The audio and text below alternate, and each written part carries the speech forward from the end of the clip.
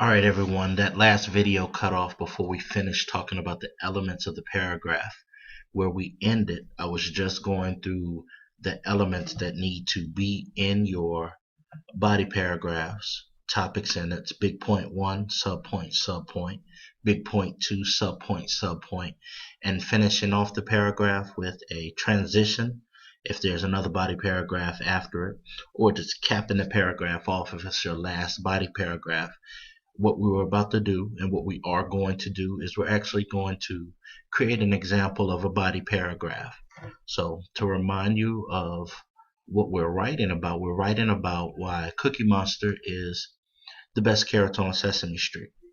And the first prong, or the first thing listed, is big. So we see big there. So I'm going to go down, and first of all I need a topic sentence. So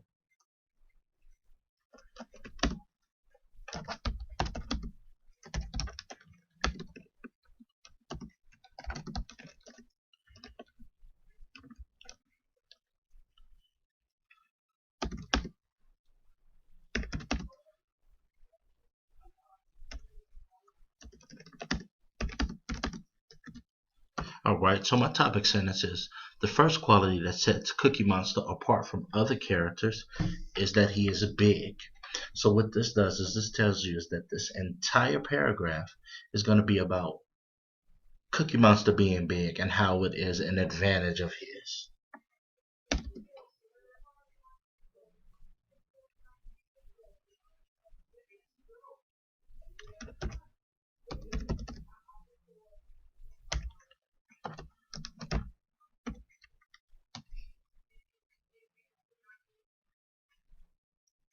Alright, this is supposed to be Mr. Snuffleupagus. I'm not ashamed to say I don't know how to spell Mr. Snuffleupagus, so what I'm going to do is I'm just going to leave it Mr. Snuffle. Um,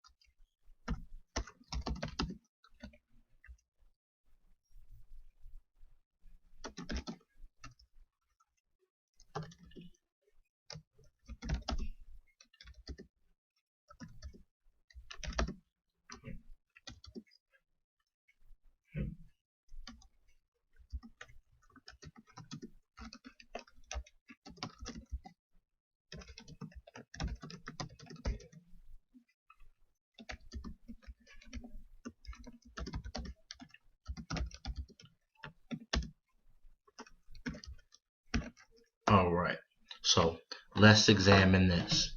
So first of all, we already have our topic sentence, which what I'm going to do for the topic sentence is I'm just going to underline it for the sake of discussion. So that's my topic sentence. Next, I have my first big point, which I'm going to make this purple. And then I have subpoint 1, make that green. Subpoint 2, make that green also. So let's look at what we have all together.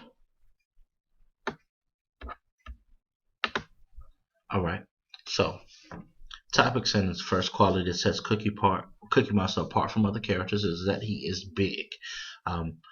Now, he's not too big, so my first point, my big point is, unlike Mr. Snuffleupagus, which I just put Mr. Snuffle again, he is not too big. That's my big point. My subpoints are going to support why him not being too big is an advantage.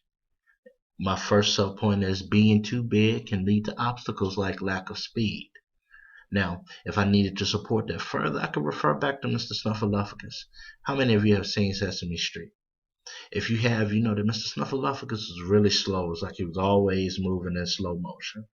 And what if Mr. Snuffleupagus or Big Bird wanted to go see Oscar the Grouch's house? You can't actually get into the house with them because they're too big.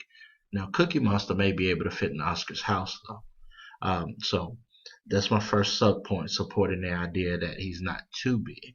Now, my second sub point is being too big can lead to situations like not being able to go everywhere or fit into every structure, which I already talked about how that could be an advantage. So that's my big point and my two sub points. So it's 3 sentences total. So next what we have is our second big point about him being big.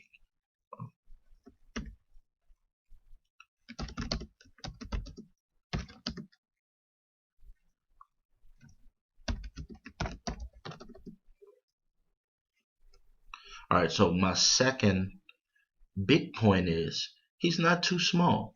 And let's look at some ways that this is an advantage. My first sub point is going to be he doesn't have to worry about being made to live in a trash can like our buddy Oscar the Grouch.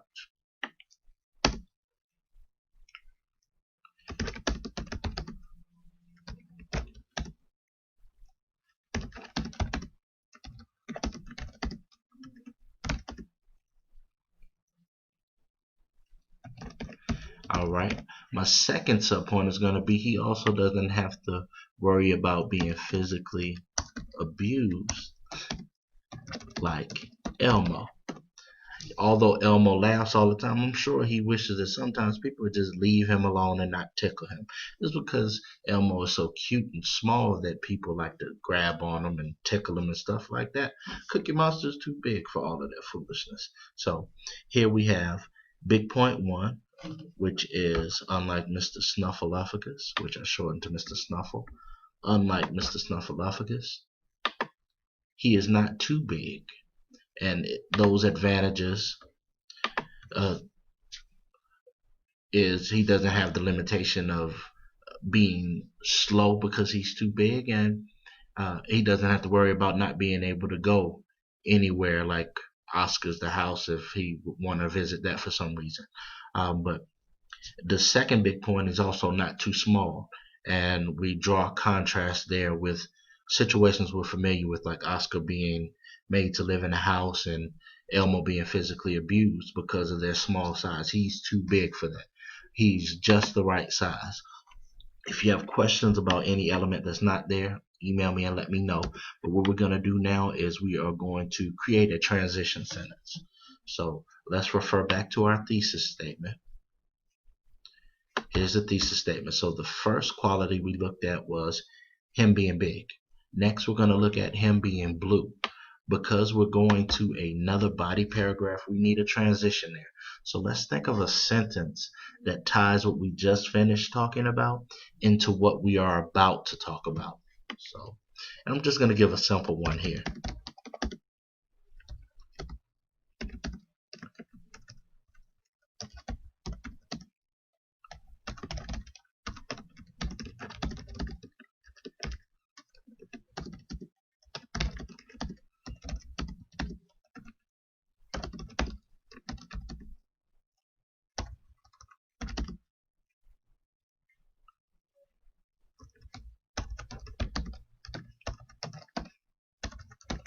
Alright, so my transition sentence that ties what we just finished talking about into what we're about to talk about is not only does Cookie Monster have the advantage of being kind of big, he is also blue.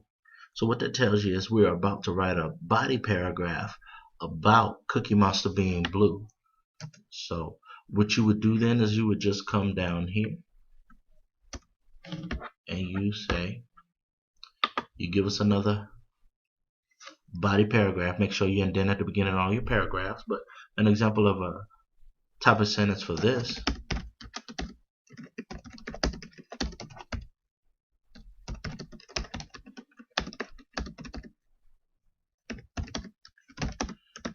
Alright, so that's my topic sentence for that.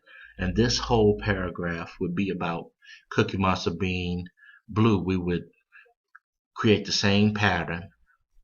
Big point, with two small points to support that big point, second big point with two subpoints to support the second big point, and we would have another transition. I'm not going to write the full body paragraph, but I'm going to give you another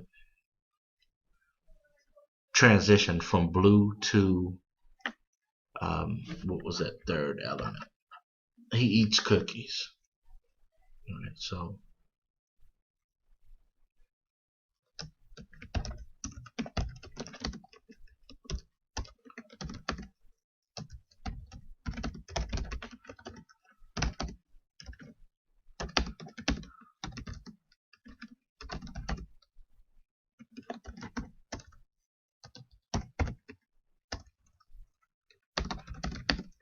all right. So here's my transition for the end of that next paragraph. Beyond the advantage of Cookie Monster being blue, he also gets to eat a lot of cookies. So that's assuming that I've written a whole paragraph about the advantages of him being blue, and I'm about to write a paragraph about him eating a lot of cookies. And in this paragraph, I would have another topic sentence that shows you, hey, a third aspect or third quality that sets Cookie Monster above the rest of the Sesame Street characters is the fact that he gets to eat cookies, and I would write two big points with two sub points for each of those big points. But at the end of that paragraph, instead of transitioning to another body paragraph, I would have just something to cap that off. For example,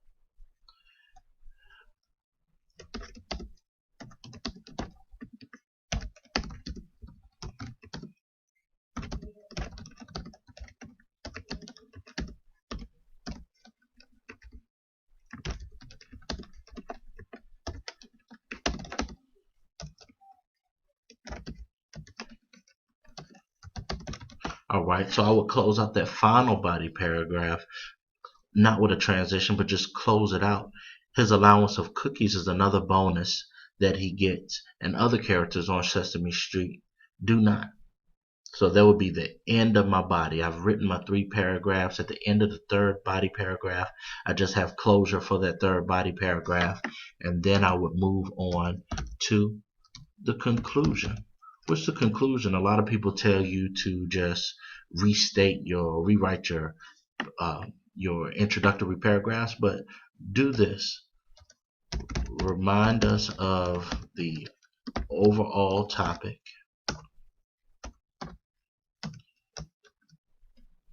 Remind us of the topics of each body paragraph. So that would be 3 sentences at least for that part.